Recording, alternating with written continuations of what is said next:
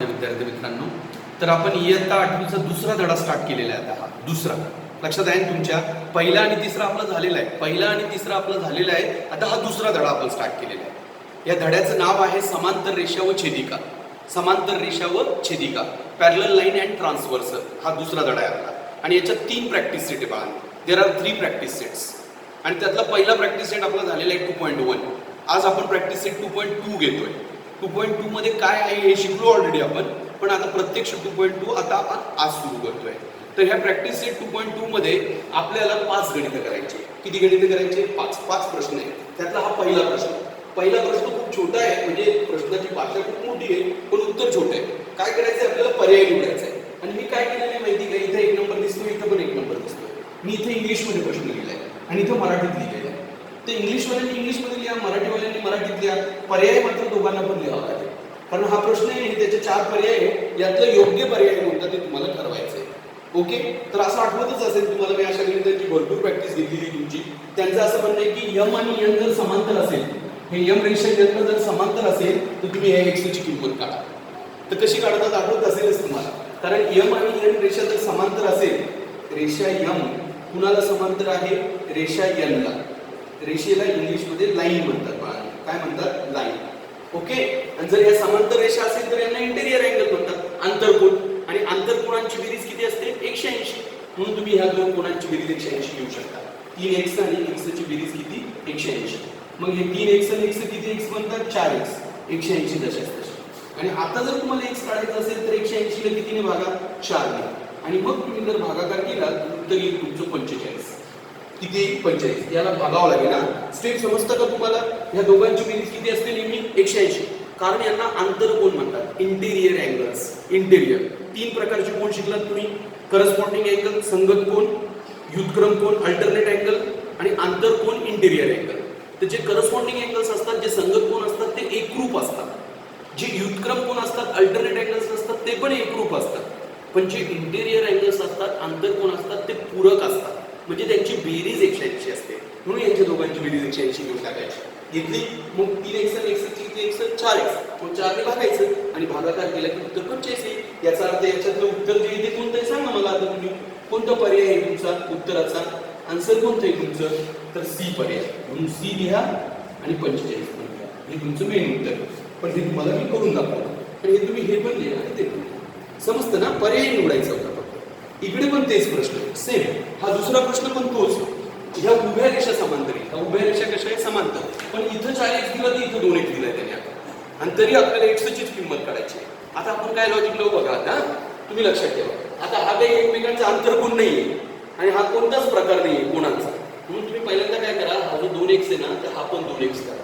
का बरं? कारण यांना विरुद्ध कोन म्हणतात. These are the opposite angles. कारण हा 2x आहे तर हा पण 2x असतो. याला विरुद्ध कोन म्हणतात. विरुद्ध कोन म्हणजे काय? तुम्ही लक्षात ठेवा, गुणाकाराच्या खोलीवाले. याचा विरुद्ध हा आणि याचा विरुद्ध हा, याला विरुद्ध कोन म्हणतात. आणि विरुद्ध कोन नेहमी सारखे असतात. म्हणून तुम्ही दोघं, हे 2x आहे तर हे 2x करा. केलं. आणि आता आपण नेहमी सारखं हे दोघं इंटेरियर अँगल बनले. आणि हे इंटेरियर अँगलची बेरीज किती असते? परत एकदा 4x आणि 2x ची बेरीज किती असते? 180. मग 4x आणि 2x किती x बनेल? 6x. 6x बरोबर 180. आणि x काढायचं असेल तर 180 ला कितीने भागा? 6 ने. आणि मग 6 ने जर तुम्ही भागलं तर उत्तर येतं 30. आणि 6 त्रिक 18, 0 दशाच्या तासात. जमेल ना? x काढताय तुम्ही, पण पर्याय निवडायचा होता तुम्हाला. मग आता सांगा त्यांना पर्याय काय आला तुमचा उत्तरासाठी, आन्सरसाठी. काय पर्याय आला सांगा बरं? ए की बी की सी की डी? डी. कारण x 30 आहे ना, तर डी मध्ये उत्तर 30 दिलेले आहे ना त्यांनी तुमचं. म्हणून उत्तर तुमचं डी पर्याय. नाही कळालं का तुम्हाला? आंतरकोन नव्हता हा. 2x आणि 4x काही एकमेकांचे इंटेरियर अँगल नाहीये. इंटेरियर अँगल यांना दोघांना म्हणतात. मग हे दोघं तर तिथे दिलेलेच नव्हते. मग मी काय केलं, हा 2x आहे तर हा पण 2x करून टाकला. आणि मग हा अशीच गणितं मी तुम्हाला होमवर्कला देतो. डायरेक्ट शॉर्टकट मध्ये देतो. थोडेसे होमवर्कला 2 गणितं देतो तुम्हाला मी, की या 2 रेषा समांतर आहे बघा बाळांनो. हिचं नाव आहे समजा यम, हिचं नाव आहे एन. ओके, आणि मी इथं अशी तिरपी रेष पण ओढलेली आहे. तिला छेदिका म्हणतात. काय म्हणतात तिला? छेदिका. समजा आता मी इथं दिलेले 7x आणि इथं दिलेले 2x आणि तुम्हाला काढायचं आहे x. ओके, या गणितात. आणि सेम दुसरं गणित देतो मी तुम्हाला. इथे मी अशा उभ्या रेषाची समांतर दिल्या तुम्हाला. समजा उभ्या रेषा बघा, उभ्या रेषा समांतर दिल्या, ए आणि बी रेषा. आणि मी ही त्यांची काय दिली छेदी केली आणि परत मी इथं पण देतो आता हा 5x दिला मी समजा हा किती दिला 5x ओके आणि हा 4x देतोय मी हा आणि तुम्हाला सांगतोय की x काढून टाका हे दोन गणितं जे करून दाखवले की मी अगदी तसेच दिले दोन्ही मोकळं तुम्हाला हे तुम्ही करा ओके तर ह्या प्रॅक्टिस सेटमध्ये तुम्हाला 5 प्रश्न करायचे त्यातला आत्ताशिक आपला कितवा झालाय पहिला ओके या सराव संचात तुम्हाला 5 प्रश्न दिलेले होते त्यांनी त्यातला पहिला प्रश्न मी ऑलरेडी घेतला त्याच्यावरती थोडासा होमवर्क पण दिलाय तुम्हाला आता राहिलेली गणित मी तुम्हाला दाखवतो तुम्हाला हे सगळे गणित केव्हा येईल जेव्हा तुम्हाला या कोणाच्या जोड्या पाठ असेल तुम्हाला माहित असायला पाहिजे जर ह्या दोन रेषा समांतर असेल आणि इथं जर अशी मी छेदिका दिली तर तुम्हाला माहिती का इथं 4 कोण असतात ए बी सी डी आणि इथं पण 4 असतात P Q R S right ना तर काय असतं माहिती का हे हा वरचा आणि हा वरचा सारखा असतो कोण ए आणि पी सारखा असतो हा खालचा आणि खालचा सारखा असतो बी आणि क्यू सारखा असतो हा वरचा सारखा असतो कोण डी आणि कोण आर सारखा असतो हा खालचा सारखा असतो कोण सी आणि कोण एस सारखा असतो आणि याला तुम्ही म्हणतात संगत कोण कोणते कोण म्हणतात त्यांना संगत कोण करस्पॉन्डिंग अँगल हे मी शिकवलंय आता मी शॉर्टकट मध्ये तुम्हाला यासाठी दाखवतोय कारण ह्याचीच प्रॅक्टिस आपण प्रॅक्टिस सेट 2.1 मध्ये केलेली तर लक्षात काय ठेवायचं तुम्हाला की हा वरचा सारखा असतो हा वरचा सारखा असतो हा खालचा सारखा असतो हा खालचा सारखा असतो आणि यांना करस्पॉन्डिंग अँगल म्हणतात दुसरे हे दोघं सारखे असतात बी ला आर आणि सी ला बी ला आर सारखा असतो आणि सी ला पी सारखा असतो यांना कोणते कोण म्हणतात व्युत्क्रम कोण अल्टरनेट अँगल्स तिरके आणि तिसरी गोष्ट कोणती माहिती असते तुम्हाला हे जे अलीकडचे दोन आहे ना हे उभे जर रेषा आडव्या असतील ना समांतर तो उभे जे दोन कोण असतात का बी आणि पी यांची जी बेरीज असते ना ती असते 180 बाळा या बी ची आणि तशीच सी आणि आर ची पण बेरीज किती असते 180 एवढ्या जर 3 प्रॉपर्टीज तुमच्या लक्षात असेल करस्पॉन्डिंग अँगल अल्टरनेट अँगल आणि इंटेरियर अँगल तर तुम्हाला कोणतेही गणित शिकेल एकदम सोपे बरं का बाळांनो हे गणित एका ओळीची उत्तरं असू शकतात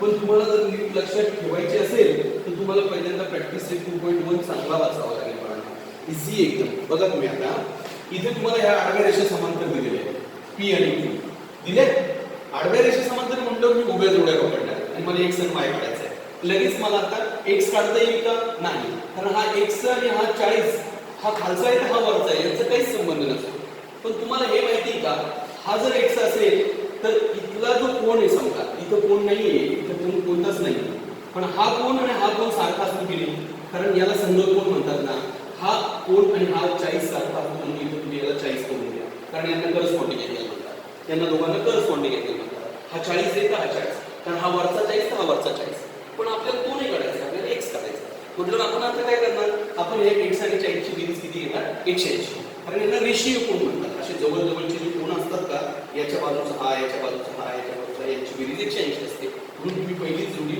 अशी घ्या कोण x आणि 40 यांची बेरीज 180 घेऊन टाका आणि मग x काढताना हा 40 तिकडे जाऊन काय करा वजा करा आणि मग वजा केला की उत्तर येते 140 झालं पहिलं उत्तर आलं का तुम्हाला कारण हा 40 आणि x चा काहीच संबंध नाही पण हा 40 आहे म्हटल्यावर हा 40 हे मला कळतं पण हा वरचा कोण सारखा असतो याला करस्पॉन्डिंग अँगल म्हणतात म्हणून हा 40 आहे तर हा 40 आहे आता हा 40 झाला म्हटल्यावर x किती असणार ते यांच्या दोघांची बेरीज 180 असते कोणत्या पण हे बघा अशी जी गुणाकाराची पुरी असते का ह्या दोघांची बेरीज पण 180 असते ह्या दोघांची पण ह्या दोघांची पण ह्या दोघांची पण बाजूबाजूवाल्या दोन कोणांची बेरीज 180 असते त्याला रेषीय जोडतील कोण म्हणतात लिनियर पेअर ऑफ अँगल्स ते की तुम्ही 7वी ला बघितलेलं कळतंय ना आता तुम्हाला y काढायचं आहे y कसं काढणार तुम्ही y इकडे तर हा 70 म्हणून हा 70 घेऊन टाकायचा कारण हा विरुद्ध कोण असतो हा 70 आहे तर हा 70 हा का घेतला कारण मग हे दोघं मिळून 180 असतात ना कारण यांना इंटेरियर अँगल्स म्हणतात मग हा 70 तर हा 70 करा आणि मग यांची बेरीज y आणि 70 ची बेरीज 180 करा आणि मग जर तुम्हाला y काढायचा असेल तर परत हा 70 तिकडे जाऊन काय करा मायनस करा आणि मग y बरोबर तुम्हाला येईल 100 करा आता हे गणित असे ना मी यांना काही प्रॅक्टिसला तुम्हाला देऊ शकणार नाही मी प्रॅक्टिसला देणार पण नाही हे गणित हेच गणित तुम्हाला लक्षात ठेवायचे असेच असे एकदम सोपे बघा हा 40 होता म्हणून मी हा 40 घेतला कारण हा आणि हा सारखा असतो तरी मग मी यांची बेरीज 180 घेतली आणि मी हा 70 होता म्हणून हा 70 घेतला कारण याला विरुद्ध कोण म्हणतात अपोजिट अँगल आणि मग मी यांची बेरीज 180 घेतली जमेल ना अगदी तसंच इकडे करायचं आता इकडे जसं तुम्ही उभ्या जोड्या घेऊ शकत होते तसे इकडे उभे पण घेऊ शकता आणि आडव्या पण घेऊ शकता का बरं असं कारण उभ्या पण रेषा समांतर आहे पी आणि क्यू आणि आडव्या पण रेषा समांतर आडव्या रेषा समांतर असेल तर उभ्या कोणांच्या जोड्या असतात आणि उभ्या रेषा समांतर असेल तर आडव्या जोड्या असतात. आता आपण कोणत्या पद्धती ओके, तर मी ए काढतो. तर मला माहिती आहे यांच्या दोघांची बेरीज 180 असते, कारण हे दोघं इंटेरियर आहे. म्हणून पहिलं गणित ए आणि ते 180 बरोबर, सॉरी 80 बरोबर 180. आणि मग तुमचा हा ए काढताना तुम्हाला प्लस 80 तिकडे तो मायनस 80 करावा लागतो. आणि मग जर ए काढला तुम्ही तर उत्तर येतं 100. आता तुम्हाला कळून गेलं की ए 100 राईट. पण आता बी कसा काढणार आणि सी कसा काढणार? आता मी काय करणार परत एकदा, हा 80 ना तर हा 80 करून घेणार, कारण विरुद्ध कोण म्हणतात, कारण हा 80 तर हा 80 विरुद्ध कोण, आणि हा विरुद्ध कोण आहे तर हा खालचा कोण तर हा खालचा कोण, हा आणि हा सारखाच असतो. म्हणून हा 80 तर हा पण 80. म्हणून मी डायरेक्ट नंबर 2 लिहिणार की कोण सी बरोबर 80 आहे, कारण त्याला देऊ शकतो मी संगत कोण. संगत कोण म्हणतात त्याला, करस्पॉन्डिंग अँगल. कारण त्याची गरज नाही आहे, पण तुम्हाला लक्षात ठेवायचे, तुम्हाला लक्षात आलं पाहिजे याच्यासाठी ते करस्पॉन्डिंग अँगल्स म्हणतात ना. मला त्यांना लक्षात घेता की मी काय विचार केला, हे 80 म्हणून हे 80 आणि हे 80 म्हणून सी पण किती 80. आता सी 80 झाला तर सी आणि बी पण सारखंच आहे ना, कारण हा सी वरचा आहे तर बी पण वरचाच आहे ना. हा वरचा सारखाच असतो. म्हणून तुम्ही परत तिसऱ्या वेळा बी आणि सी कसा घेणार सारखा, आणि बी आणि सी सारखं म्हटल्यावर बी पण किती 80, कारण सी 80 आहे तर बी पण किती 80, कारण ते पण संगत कोण आहे, त्यांना पण संगतच कोण म्हणतात.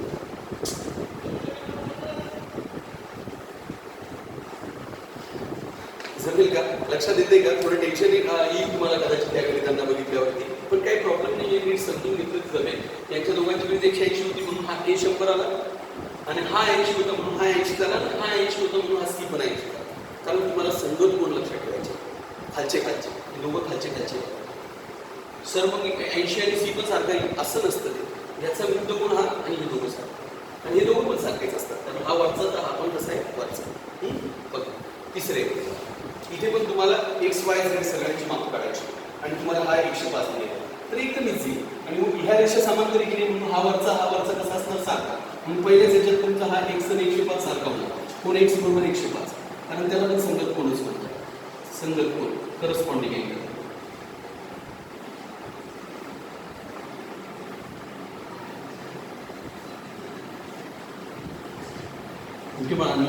हा वरचा आणि हा वरचा सारखा म्हणून एक्स आणि हा 105 बनणार. आता हा एक्स जर 105 बनला तर हा वाय पण किती बनणार 105.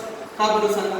कारण ते विरुद्ध कोण आहे ना, एकमेकांना सारखे असतात ना, ते दोघं विरुद्ध कोण आहे ना. म्हणून तुम्ही नंबर 2 ला म्हणा कोण वाय आणि कोण एक्स सारखा आहे. कारण काय, विरुद्ध कोण म्हणतात तशा कोणांना. विरुद्ध कोण नेहमी सारखे असतात, अपोजिट अँगल्स. आणि म्हणून तुमचा हा जो वाय कोण आहे तो एक्स सारखा असल्यामुळे तो पण 105 पडेल झाला. वाय पण 105 बनला. आता काय काढायचं, हा 105 होता म्हणून हा पण 105 बनला. पण आता काढायचं कोणता आहे, आता काढायचं कोणता आहे झेड. झेड कसं काढणार आता मी, कारण हा वरचा झाला हा खालचा झाला, हे दोघं सारखे असू शकत नाही. पण मला माहिती आहे या बाजूबाजूच्या कोणाची बेरीज किती असते 180. म्हणून मी झेड आणि 105 ची बेरीज 180 घेणार, आणि मग झेड काढताना 180 तून 105 काय करणार वजा करणार. कोण झेड बरोबर वजाबाकी किती तर 75 आहे. थोडी नीट समजून घ्यावं लागेल तुम्हाला. हे गणित जरा थोडेसे वेगळेच आहेत, त्याच्यामुळेच हा धडा थांबवला होता मी. कारण मला असं वाटत होतं की आपण जेव्हा क्लासरूम सुरू करू तेव्हा मात्र आपण हा धडा घ्यायला पाहिजे. म्हणून आपण पहिला आणि तिसरा घेतला होता आणि दुसरा थांबवला. पण आता ठीक आहे, करून घेतोच आहे आपण तो आता. तर तुम्ही त्याचा होमवर्क व्यवस्थित कंप्लीट करा, आणि परत एकदा आपण तो बघूच नक्कीच क्लास सुरू झाल्यानंतर. तुम्हाला काही अडचण असेल त्याच्यात तर पण मला तुम्हाला एक सांगायचं आहे की जर तुम्हाला हा प्रॅक्टिस सेट यावा असं वाटत असेल तर पहिल्यांदा तुम्ही प्रॅक्टिस सेट 2.1 ची तयारी करा.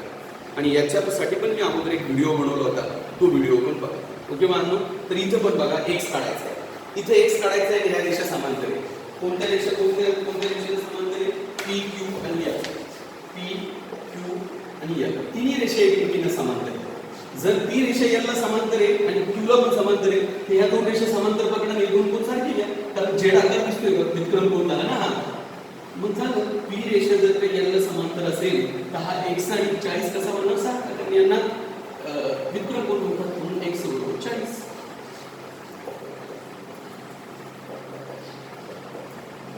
विक्रम कोण अल्टरनेट अँगल्स म्हणतात बांधण्याने.